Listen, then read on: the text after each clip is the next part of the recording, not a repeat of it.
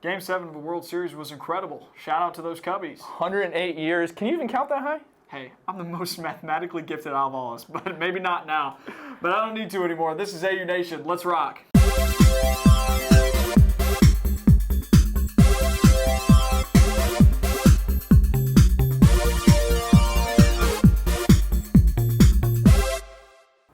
Hello, welcome to AU Nation. Each week we bring together members of the Auburn Student Media Group and discuss the latest topics in sports. I'm Carter Gustin.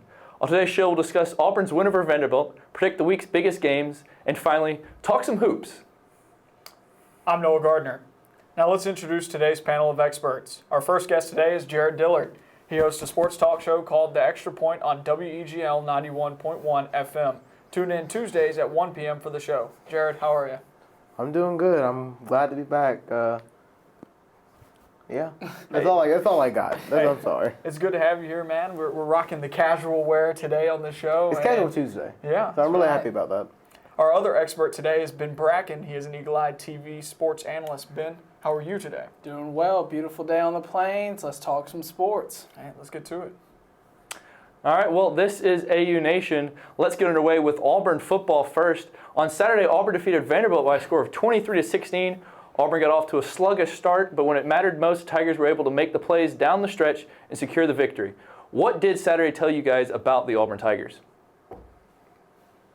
Me first? Mm-hmm. All right, well, if you know me, I'm usually hard on our own team. So what did Saturday tell me about Auburn against Vanderbilt? It told me that while this team is good, great even, that there's still little things to work on. You know, the defense, just like against Ole Miss, kind of, looked like the teams are, going down the field on them. The secondary is getting better, but it's also going to need just a little bit of it more experience, just a little bit more work. The defensive line the past two games have been kind of hit or miss. Like sometimes it'll be really, getting after the quarterback. Other times, the quarterback gets rid of the ball so quick on those slants that, they don't have time to get to them. So for me, the defense comes through when they matter most. Now, for the offense, the running game's always going to be there. I'm not worried about the running game. You got Petway, you got Carry On, you got Sean when he's healthy running around out there. The passing game is good. I'm wondering what's going to happen in that one game where Sean White's going to have to put Tim on his back and throw the ball. He can do it. I believe in him that he can do it, but I'm just wondering how he's going to adapt to that because down the road, especially this Saturday against Georgia, especially against Alabama, they're gonna stack the box, and we're going to see what Sean White can do with his arm. Well, I think what we learned about this team is, every year, no matter how great you are, there's going to be that one game or that one team that really shouldn't hang with you is going to hang with you, and you're going to encounter a lot of adversity, and you've got to try and find a way to win, and Auburn found a way to win. Despite an ejection, despite missing their two starting linebackers in Trey Williams and Deshaun Davis, despite Sean White sitting out the first half. Just a plethora of things that could have gone wrong for Auburn against a team that historically actually held the series against Auburn throughout the time that those two teams have played each other. And Auburn had to find a way to win, and they did. And I think that tells you a lot about the type of character that this team has, and they're going to need that going forward when they play some of these great teams down the stretch, a.k.a. Alabama. And then if they can find a way to win that one, the SEC championship is looming. And so Auburn's controlling their own destiny. I don't think there's anything to worry about following the Vanderbilt weekend just because Auburn's definitely moving forward in a good direction. One thing I took out of this is Auburn and 11 a.m. games in Jordan-Hare, they are not friends at all. You look at last year against Jacksonville State, an almost huge upset out of that. But going with you, Jared, yes, the defense, you can tell it's the secondary especially is starting to have some problems because with Chad Kelly and Kyle Shermer these past 2 weeks, these quick slant routes, these players are playing 10 yards off, and they don't have time to come up and get to him. And Kyle Shermer, you got to give him credit. He looked like daggum Tom Brady out there with his passing, and just the defense of Vanderbilt was very dominant. And you said, I really admire that there's always that one team that you're going to go through in a season, and it turns out it was the Vanderbilt Commodores. They've won the past two meetings against the Auburn Tigers, and so But I feel that this is just that one game that they need to just get through because it's a stretch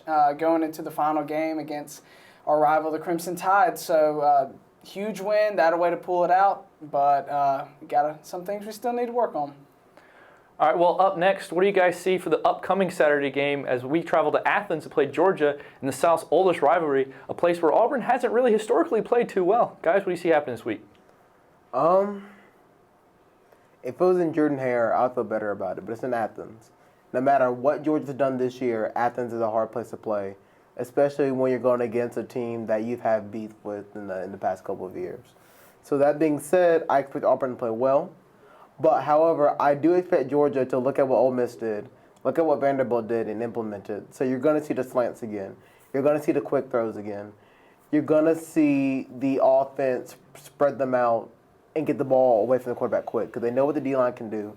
They're going to pick on the secondary because the secondary has had its problems. On the defensive side for Georgia, they're going to stack the box. They're going to try to stop Petway, and they're going to make Sean White beat him with his arm. The good thing for Auburn is that Sean White can do it, but they're going to put pressure on him. They're going to want to see if he's going to turn into a diamond under pressure or if he's just going to falter.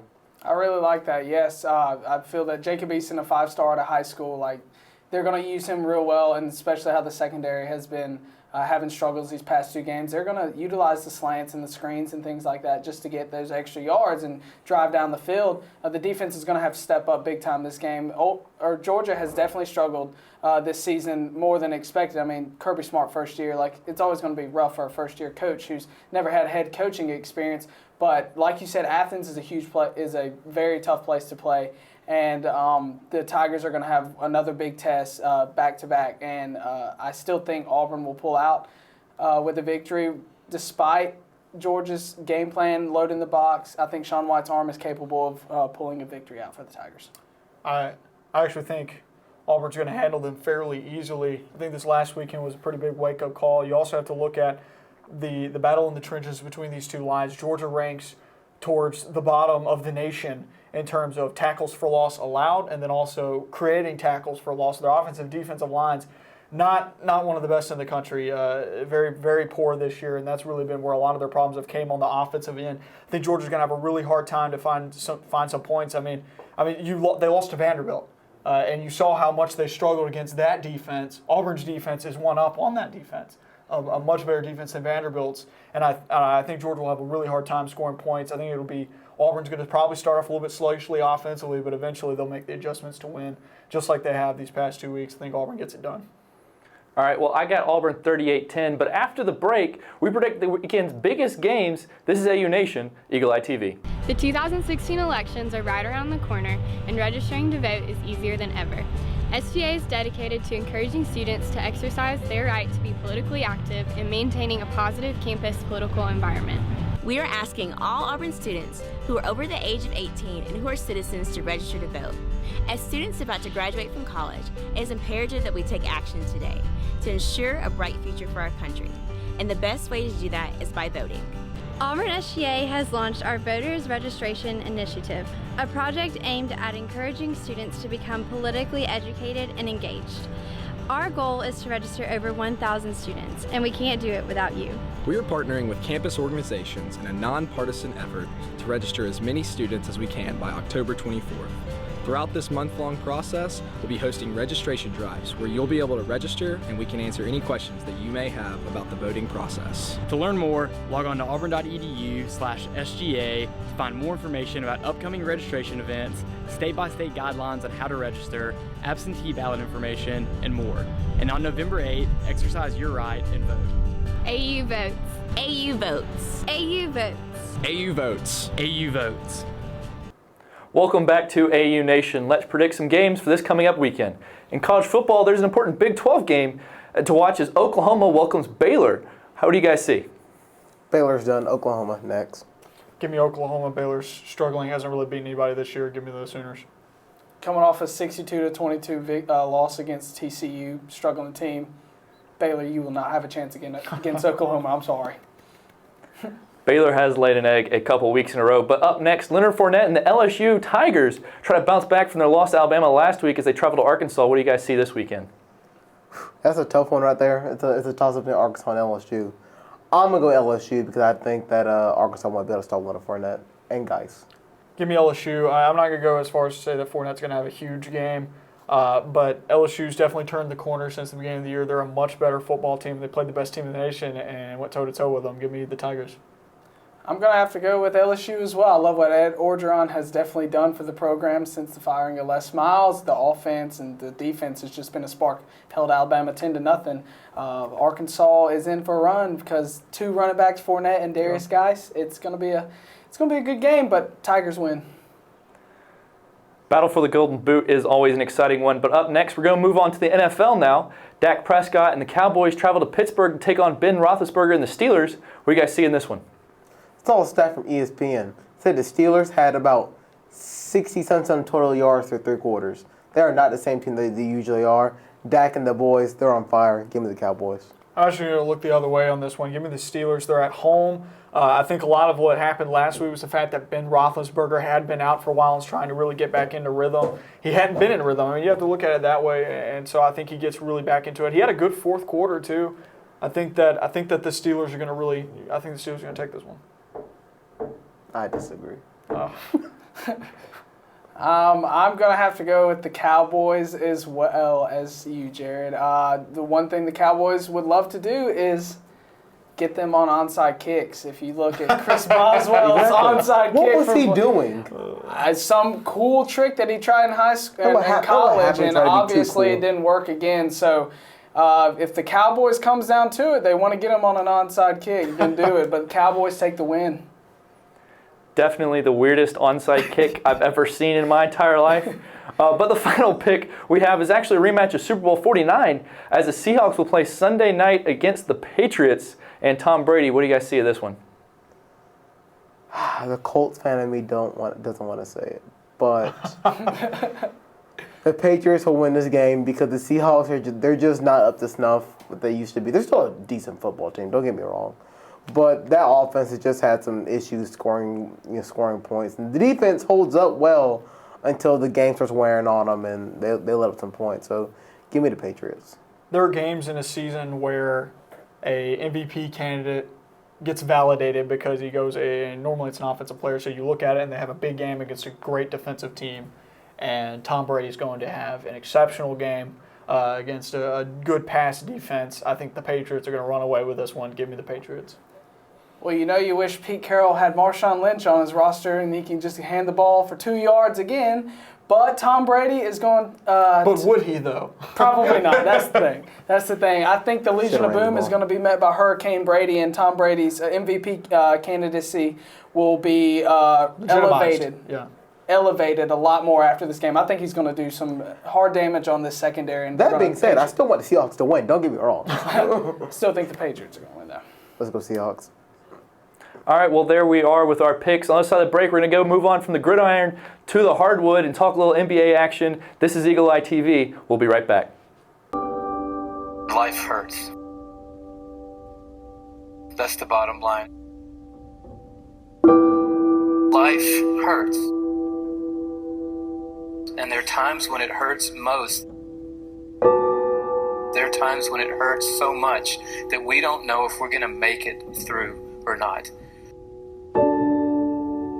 We need to say that in those times when trouble comes, we're talking about big time, faith-shaking, life-rattling trouble. The kind of trouble that absolutely closes down around us like a dark night. And in that trouble, we don't always have all the answers. But we always have hope no matter what.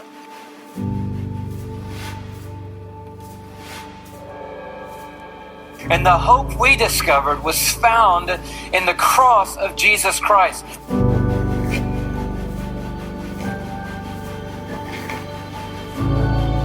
The only place we can turn when the bottom falls out of life is to the place where the Son of God gave his life for us.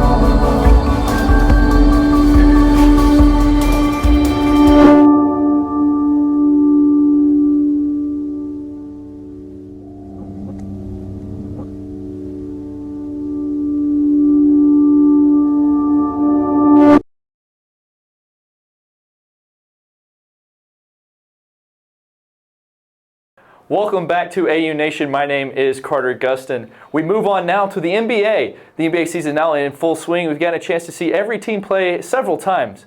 We start in Golden State, where the Warriors are currently 4-2. And what have you guys noticed about Kevin Durant and this new look Warrior teams? Are you surprised at all the ways this team has started playing? I know with the whole record-setting, win-loss total that teams expected more out of them. Not to drop 2 games already. However, look, was it plausible to happen again? Most likely not. That was a magical run that they had. I do realize that the depth of the Warriors took a hit when they signed KD, and that's going to be a big problem. However, I think that once they go through the growing pains, that this team will be on par, if not better, than where they were last year. So they're going to go through some growing pains. And there's going to be times during the season where analysts and other teams and other players and other coaches are going to say, is this team really better? I'm going to tell you the answer to that. They are. Because when it gets to crunch time, when it gets to the end of the season, when it gets to the playoffs, you don't want to mess with this team. I'm telling you right now. I'm warning you right now. I'm not surprised by the way they've started the season just because I expected them to lose to the Spurs. No, I did not expect them to lose to the Lakers, but I did expect there to be a little bit of a drawback adding in Kevin Durant because the offense not only has to find a new rhythm with a new player, new chemistry, that's obviously taking a hit, but really what's taking more of a hit is the defense. The Warriors have not been a great defensive team this season, whereas last year they ranked in the top 10 in a lot of defensive efficiency statistics. They definitely have been struggling on that side of the basketball, and that's something that's got to get better if they want to win the NBA Finals. But looking forward, I don't know if they necessarily are a better team. I think they're just as good as last year. But with the bench taking a hit, you got to have a great bench to go all the way. You got to have a great bench to win in the finals. And you look at Cleveland, and they had a great bench performances throughout the finals last year, and they won the finals. There are going to be games where Steph Curry and Klay Thompson don't have great games. And then they do have Kevin Durant to fall on, but one man is not going to be enough to win the finals. And I think Golden State's really going to be missing their bench that they spent money on to get Kevin Durant with. So I think they're about the same as last year, just different weaknesses. I like that. I also expected it as well. The media definitely escalated it to where they could possibly go undefeated. I don't know why. That's one magical year. I mean, I wouldn't really think they could do it 2 years in a row, especially regardless of the talent. But you hit on a big point, defense. Defense has been atrocious, awful for them, absolutely terrible. But yes, they have the shooting to rely on, but if you can't stop the points from being scored from the opposing team, then it's kind of hard to win the games because there were going to be nights when you were off on your shooting. And I relate this team to the Miami Heat when LeBron, Bosh, and Dwayne Wade, the big three, was created. You saw their start, and when they were created, they had a rough start. But their chemistry it's a whole new chemistry for Kevin Durant to come into. And I feel that once they start clicking, like you said, you better be careful, especially when it comes down to playoffs times. They will definitely be. They will be a number 1 seed. My prediction is they'll be the number 1 seed in the West, and they will make it to the finals. But you got to look in the East side. You got the Cavaliers. They're looking very dominant. Looking very dominant so far. Well, let's talk about the Cleveland Cavaliers. Move on to the Eastern Conference there. The Cavaliers are 6-0 and look to be in complete rhythm, haven't really missed a beat, seem to be in mid-season form already. How long do you think you see it till they actually lose a game? It's a tough one, I know. Let's see. Man, I'm looking at these games. Hawks at the Wizards, Hornets, Raptors at the Pacers, Pistons. You know what? I'm going to be devil's advocate. They're going to lose their next game to the Hawks. Ooh. ATL. They're going to go into Cleveland, and they're going to go, no. I vehemently disagree. The Hawks are a team that the Cavs do not struggle with whatsoever. If the Cavs won by 1 point against the Sixers, I could believe anything at this point. I'm sorry, the Hawks, like Noah was saying, The Hawks are a the Hawks decent are not team. a, they are a decent team, but they are not a decent enough team to beat the Cavaliers. No, and not absolutely coming off not. of 2 losses. Absolutely. See, I would agree with that No. if the Cavs did not just beat the 76ers by 1 point. Yeah, but you're looking at Cleveland, and you can't just write off Cleveland as not being as good just because they didn't beat the Sixers by 1. Not only are the Sixers a slightly better team than they were last year, despite the fact that they haven't won a game yet, but Cleveland will sleepwalk through games throughout the season. I firmly believe if Cleveland truly cared, they could beat the 76ers by a good 50 points. Just because Cleveland is that much If better. Cleveland truly cared, they should have beat the 76ers by 50 points. The thing and is, it was because they didn't, I believe the Hawks can still beat them. The thing is, They're it's not the fifth- invisible. It's And the, if you lose a game, it's whatever. Who cares? I'm actually going to go with. I'm kind of stuck on this because there's a lot of games up that they have that I could see them losing to. Like, for example, the Raptors. The Raptors gave them a tough time in the playoffs. I mean, yes, playoffs is a crunch time where they actually will care, and they still lost to them. Well, no, they got swept actually, didn't they? Or did the Cavs sweep the Raptors? Didn't No, they? the Raptors won a game. yeah, Okay. they won Well, 2 games. Okay, that's right.